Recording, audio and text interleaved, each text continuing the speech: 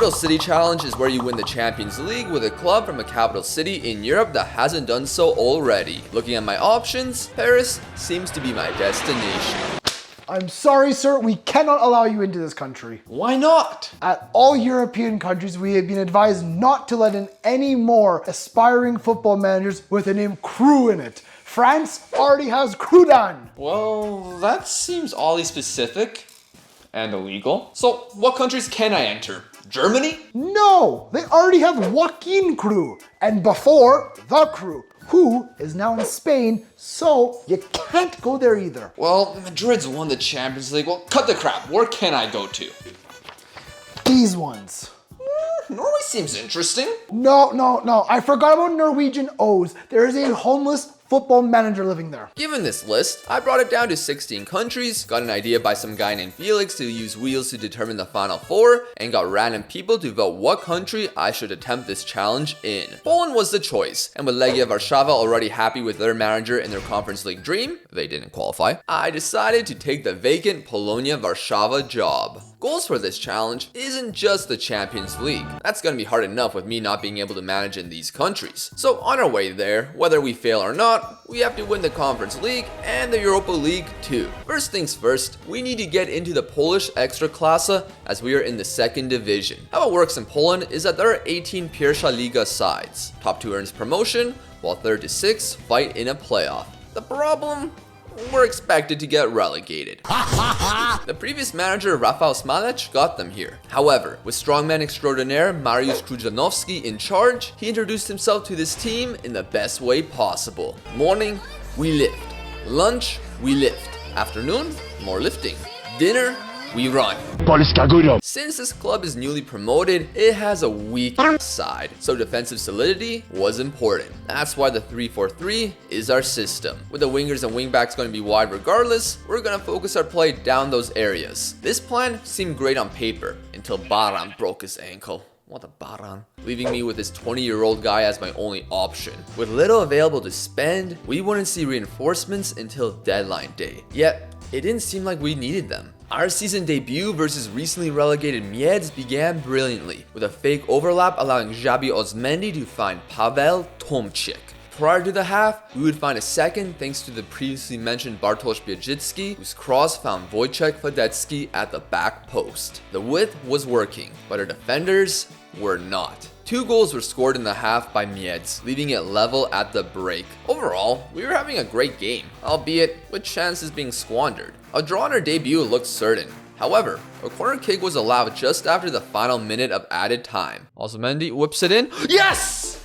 Michał Gruniewski! 3-2! Warsaw, the better Warsaw team wins! Let's go! If you want to see more reactions like this, check out my Twitch where we're continuing this series. Or check out the VOD channel on the Crew VODs on YouTube. Our team was playing some great stuff to begin the campaign. Yeah, wasting chances became a common theme, which did cost us results. This same goes with silly turnovers and corner kicks, where one game we conceded 3, losing 4-1. Regardless, being outside the promotion spots after 7 matches ain't too bad. With the end of the transfer window arriving, 3 new signings bolstered our ranks. Time will tell whether these guys will have an impact, but you'll hear it from me if they do. Our flaws unfortunately remain. Mistakes with the ball, concentration on set pieces, or plain bad luck kept us winless for most of September. Will that continue? In the Puchar Polski? The cup is a route to get into European football. In another universe, Wisła Kraków would do just that. Our opponent was Ekstraklasa outfit Puszcza Niepołomice. In their league, they were having an unexpected strong start like us. Whose stronger start was more legit? If you base things on results, theirs, because they scored in the 15th minute. It was a wake-up call in the competition where the lower division side plays at home. We were getting close though, smacking the bar near the end of the half. Adjustments were made, seeing them hit the post twice. Not to worry, the red in the team to take them to the hills, and they wake up right away. Specifically, the 32-year-old Michalski, who did magnificently to win a penalty. So, who's our best taker? Our center back? Gojewski, who's mainly playing as our libero, has his best attribute being penalties. He smashed it down the middle, giving us a huge opportunity. A draw lengthens this, but we are inching closer for a winner. Then, in the 90th, an outlet pass to our striker was off, and Puszcza immediately got it to Lee, who broke our hearts. I don't think anything's gonna happen. Wait! Tomczyk! Oh! Pavel Tomczyk last minute! Where did that come from? So how did that happen? I ditched the 3-back in order to push forward and hoped. And now we're in extra time with a chance. The tide completely shifted, catching them out once again from a corner. The remainder of the fixture was surprisingly in our control as we achieved an insane victory in the Puchar Polski. 3 wins followed in the league, including Górnik Łęczna witnessing the ghost of Mohamed Keita with these bangers. We were still overachieving, but Lechia Gdansk tore us from left, right, and center. Following, we needed extra time to advance in the Puchar Polski versus Pogoń Szczecin. Oh, they're in the Ekstraklasa. That's an impressive win. It was their reserve side. The remainder of November saw 3 tough matches on paper. 14th place Zagłębie Sosnowiec wasn't that. 2nd place Katowice was. And they were completely destroyed by us. While 1st place Arka Gdynia humbled me. Alright, to the hill lads. December was the month of bonker matches. Beginning with Motor Lublin, which is the club that's closest to where my parents are from, at least out of the top 2 divisions. I once heard their coach Gonzalo Fayo got into a heated argument with their director of football where he threw a document tray at him. The owner's response, either he stays or I leave. Gangster shit. And they also went up 2-0 within 15 minutes. Thankfully, they decided to get not 1, but 2 red cards, allowing us to make a comeback well before the end. Following was the 3rd round of the Puchar Polski, and this match, like the first round, was something special. We were playing Zagłębie Lubin, who were in 3rd place in the Ekstraklasa. Now, they didn't necessarily play their strongest 11. I mean, their keeper's name literally translates to mistake. Maybe their keeper will make a błąd? Oh, they do make a błąd. Tomczyk, boom!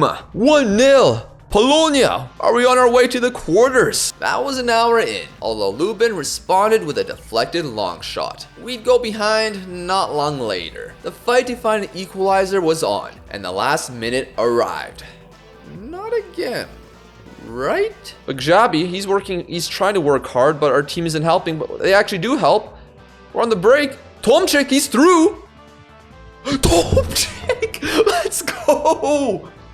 Oh my days! In extra time, we take the lead from Bajdur, who I never use. 15 minutes away from another stunning result, the FM verse put a hand on my shoulder and brought me to a reality check. 3-all, and with my right wing back injured, we went down to 10 men. Luckily, the lads survived until the shootout. And luck didn't matter because I completely messed up the team talk. I left the huddle with my 1st, 3rd, and 5th shooters confused and demotivated. Tomczyk missed. Kluska didn't, but Bajdur did. Our 2 misses meant we were out. To finish off December, last place Rzeszów received 2 pens and scored a banger? Luckily, 1 pen was missed, and we turned it around for a 3-2 win. Finally, against Miedz, despite a red card prior to the half by Pawłowski, Mateusz Michalski came up big with a brace. That victory had us a mere tally from the top and 7 points safe from a non-playoff spot. A stunning year so far, as the bookies have had to increase their odds more and more. Unfortunately, a 2-month break arrived in the calendar since Poland has some chilly winters. Poland's transfer window doesn't actually start until February, and the only business we did was sell Marciniec to remove his wage. On the ins, Liverpool's Mateusz Musałowski arrived on a free loan, a promising player who could never break into Klopp's group. I decided to give him a start on his debut, and against Hrobre, he'd get an assist. Gżabi and Tomczyk got the goals, and the latter got another versus Wisła Płock. Those February fixtures moved us into an automatic spot. With 13 matches remaining, could we gain promotion with Polonia Warszawa? A brilliant free kick from Wojciechowski gave us a 2-0 lead versus GKS Tychy. However, moments later, our opponents would find one back. Then,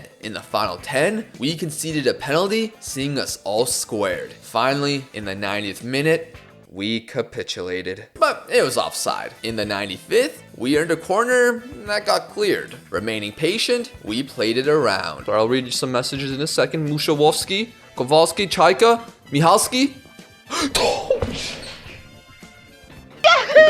Wait, oh please don't be offside. No!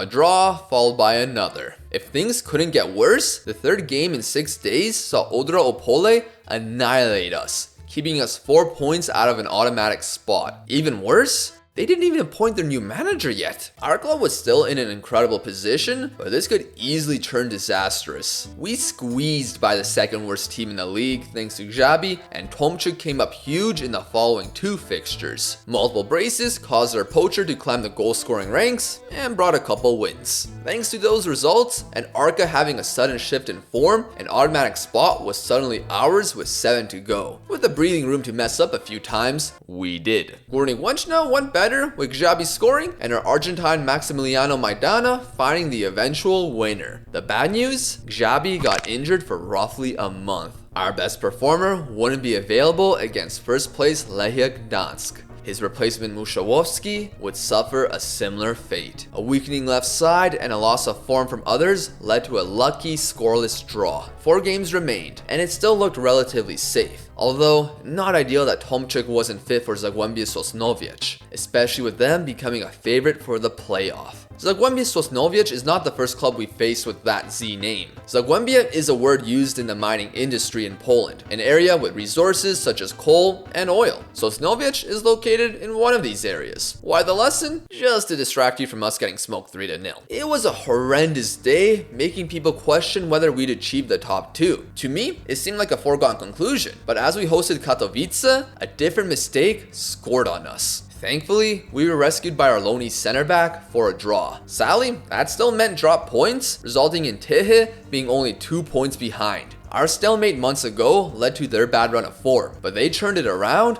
and were breathing down our necks. Our penultimate opponent was former promotion favorites Arka Gdynia. There's falling off, and then there's Arka Gdynia. We needed a victory or endure being called a bottle job, even though we weren't expected to be here in the first place. Our match was starting, and all to note were a couple of free kicks. However, a corner following the second resulted in more, as we played our way out left and Zauha found the returning Xabi, who ran on and slotted in the opener. 15 minutes after the interval, we found another. Promotion wasn't guaranteed yet, as we'd had to wait another day for Tychy to play. They'd draw Katowice, meaning this 4-point gap was enough to celebrate promotion. We didn't get this team to the Pierwsza Liga, but we took the great work of former coach Rafał Smalec and continued the capital club streak of consecutive promotions, returning to the Ekstraklasa for the first time since their bankruptcy in 2013. There's more history to this. To Tomczyk's goals, Xabi's big moments, and even some decent loanees contributing helped us to have a season to remember. Now ending the season,